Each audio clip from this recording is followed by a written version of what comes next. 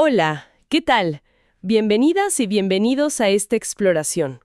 Hoy vamos a analizar a fondo un texto que, la verdad, a mí me voló la cabeza. Toca un tema que, una vez que lo ves, ya no puedes dejar de verlo en todas partes. Habla de una confusión súper básica de la mente humana. Nuestra tendencia a tomar los símbolos, o sea, las palabras, los pensamientos, las ideas, por la realidad misma. Y para arrancar, una pregunta que todos nos podemos hacer.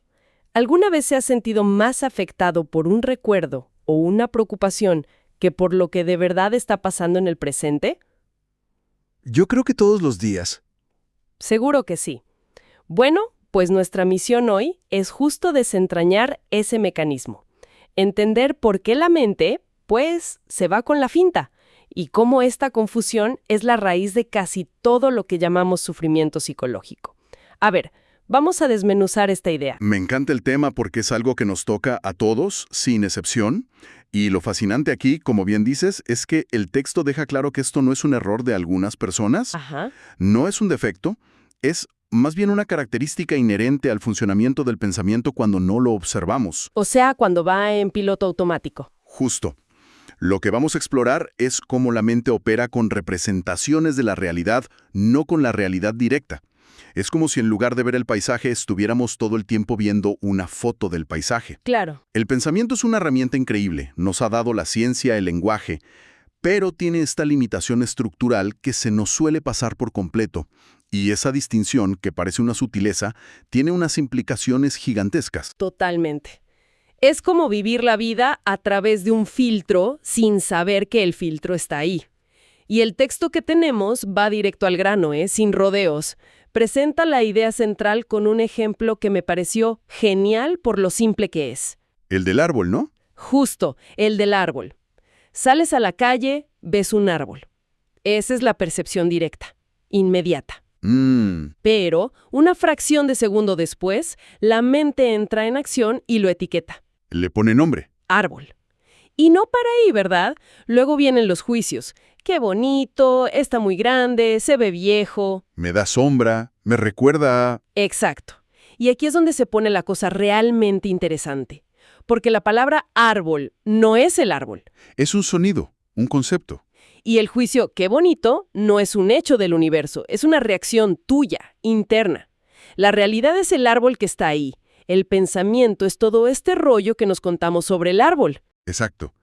Y confundir esos dos planos es el error fundamental que el texto señala. Y para profundizar en esta idea del símbolo, el autor usa unas analogías muy potentes. Sí, Dice algo como, la palabra fuego no quema, obvio. la palabra agua no moja. También. Pero luego te lanza esta, la palabra miedo no tiembla. Y Ahí la cosa cambia. ahí se complica. Porque para nuestro sistema nervioso a veces sí lo hace. El símbolo es un apuntador, pero no es la cosa en sí. Sin embargo, vivimos casi por completo dentro de estos símbolos. Y esto explica por qué reaccionamos con tanta intensidad a las ideas.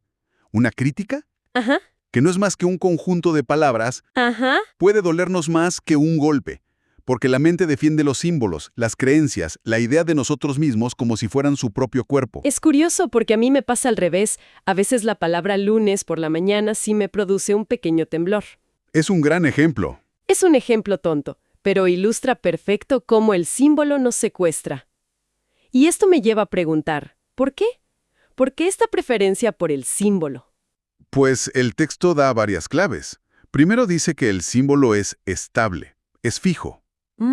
La realidad, en cambio, está en un flujo constante, siempre cambiando. Un concepto es predecible, la vida no. Y no solo eso, el símbolo es manejable. Lo podemos ordenar en la mente, clasificar, controlar. La realidad es incierta, caótica. No se deja atrapar tan fácil.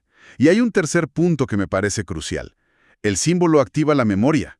Nos conecta con lo que ya conocemos, con el pasado.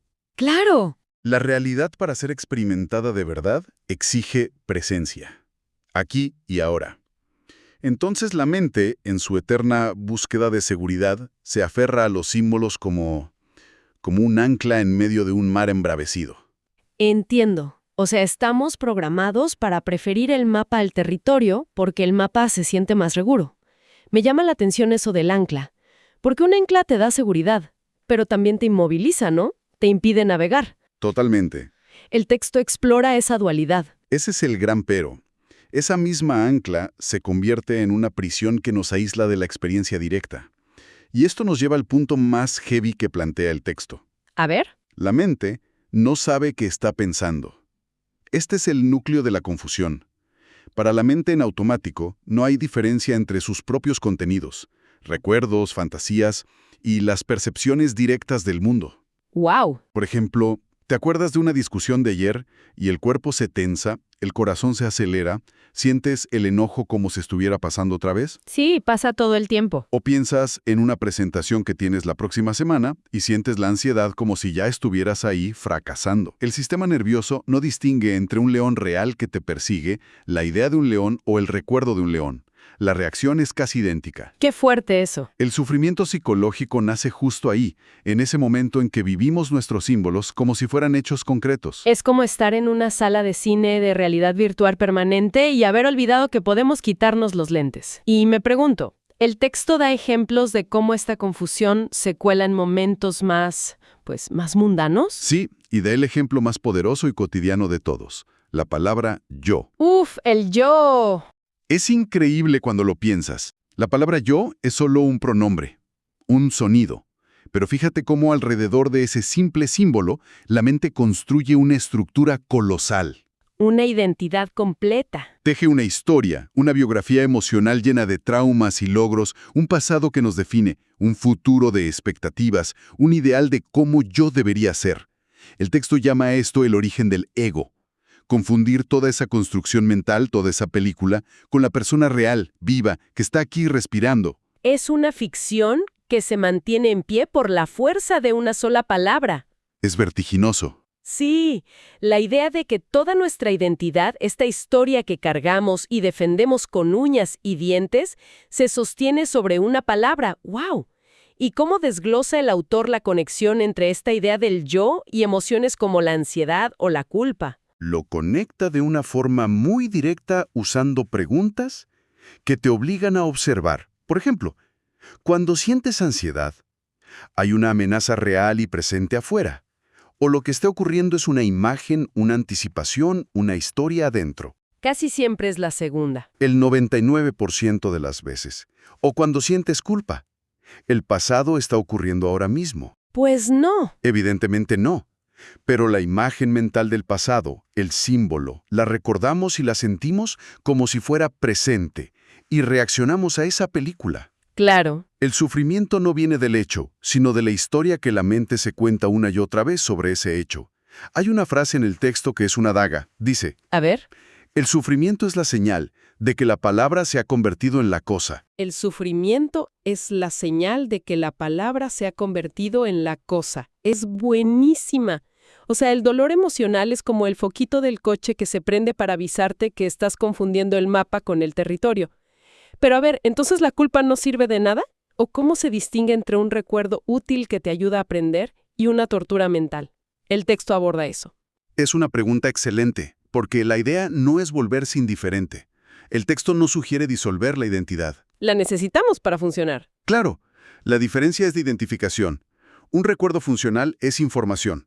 La última vez que hice esto, el resultado fue negativo, así que hoy lo haré diferente. Es una herramienta. ¿Ok? Se convierte en sufrimiento, en culpa tóxica, cuando nos identificamos con esa información. Yo soy el que cometió ese error, soy un fracaso, soy una mala persona. Ya veo la diferencia. ¿Ves? En un caso es un dato, en el otro es una definición de tu ser. La confusión es creer que esa etiqueta eres tú. Es la diferencia entre tener un pensamiento y ser el pensamiento. Y si este mecanismo funciona tan bien a nivel individual, me imagino que a nivel colectivo debe ser una bomba. ¿Cómo escala esto a la cultura? Escala de forma masiva. Y aquí es donde se pone todavía más interesante. Las sociedades enteras funcionan sobre símbolos compartidos, no necesariamente sobre hechos. Piensa en palabras como nación, honor, éxito, deber, patria, estatus. No son cosas reales. No son realidades concretas que puedas tocar o medir. Son construcciones, acuerdos colectivos, ideas, y sin embargo, gobiernan vidas enteras, dictan comportamientos, generan guerras. Claro, nadie ha visto una nación caminando por la calle. Es una idea por la que la gente está dispuesta a todo. Y con el éxito pasa igual. Nos obsesionamos con los símbolos del éxito. El puesto, el salario, el coche. Ajá. Y chance y olvidamos la realidad a la que se supone que apuntaba todo eso. Una vida plena. Exactamente. Y aquí viene la afirmación más potente del texto. Una persona puede morir y matar por un símbolo. Esa es la magnitud de la confusión. ¡Uf, qué fuerte! Cuando lo piensas, las guerras, los conflictos ideológicos, las cruzadas, casi todo se basa en la defensa a muerte de símbolos. Defendemos una bandera, una idea, y hemos olvidado que son solo eso, símbolos. Para resumir, el texto usa una metáfora clásica. ¿Cuál? La del dedo que señala a la luna. Ah, la conozco. El sabio señala la luna y el necio mira el dedo. Justo, el dedo es el símbolo, la palabra. Su única función es apuntar hacia algo más allá de sí mismo, la luna, que es la realidad. La experiencia directa. La experiencia directa. Pero la mente, en su confusión, se queda mirando el dedo, se obsesiona con él, lo analiza, lo pule. Lo compara con otros dedos. Y olvida por completo levantar la vista para ver la luna. La palabra termina reemplazando a la percepción. La realidad queda totalmente eclipsada por sus propias etiquetas. Y vivimos en un mundo de dedos, Discutiendo sobre cuál dedo es mejor. sin darnos cuenta de que todos nos estamos perdiendo el espectáculo de la luna. Qué buena analogía, lo cual nos lleva a la pregunta del millón. Si estamos tan atrapados mirando el dedo, ¿cómo diablos dejamos de hacerlo? ¿Cuál es la salida? Y la respuesta que da el texto es de nuevo muy directa y un poco contraintuitiva. Dice que la solución no es pensar de otra manera. No se trata de reemplazar pensamientos negativos por positivos. ¿Qué es lo que proponen muchas corrientes? Sí, pero según este análisis, el pensamiento no puede corregir al pensamiento. Sería como pedirle a un personaje de un sueño que te despierte. Estás cambiando un símbolo por otro. Sigues en el mismo nivel. Exacto. La verdadera ruptura ocurre no a través del pensamiento, sino de la claridad, de la percepción directa. A ver, explícame eso de la claridad. ¿A qué se refiere exactamente? Se refiere a simplemente ver. Ver un pensamiento como lo que es. Solo un pensamiento. Ver una palabra como lo que es. Solo una palabra. Ver una historia sobre yo como lo que es. Solo una historia. O sea, sin pelearse con ellos. El texto insiste en que no hay que luchar, ni negar, ni intentar cambiar nada a la fuerza.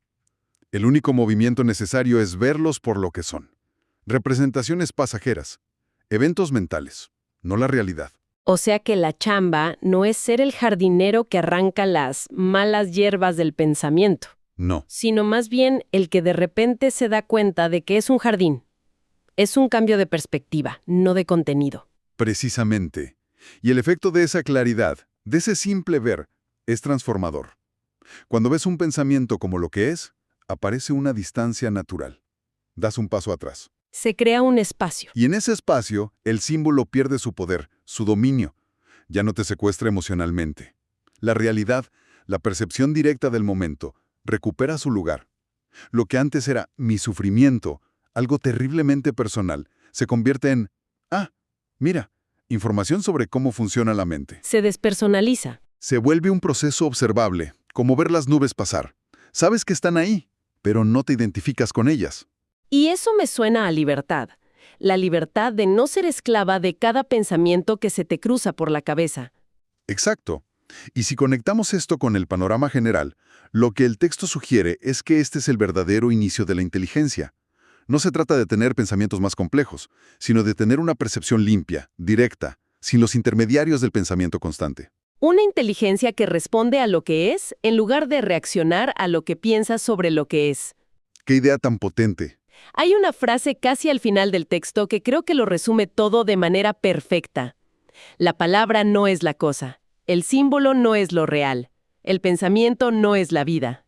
Es tan simple y tan profundo. Cuando esta diferencia se vuelve evidente, no como un concepto más, sino como una percepción directa, la mente deja de atraparse en sus propias redes. Entonces, ¿qué significa todo esto? Pues para mí significa la posibilidad de experimentar el mundo de una forma mucho más directa y menos conflictiva. Así es. Y para cerrar, el texto nos deja con una herramienta, o más bien una invitación, muy simple pero increíblemente poderosa. La observación. La observación. La próxima vez que aparezca una emoción intensa, enojo, tristeza, ansiedad, la invitación es esta. ¿Qué pasaría si, en lugar de sumergirse en la historia que la mente cuenta, se hace una pequeña pausa? ¿Qué pasaría si simplemente se observa el pensamiento inicial que la disparó? No para juzgarlo, no para cambiarlo. Solo para reconocerlo. Solo para reconocerlo como lo que es, un evento mental, un símbolo pasajero. ¿Qué se podría descubrir en ese pequeño espacio de silencio que se abre entre el símbolo y la realidad?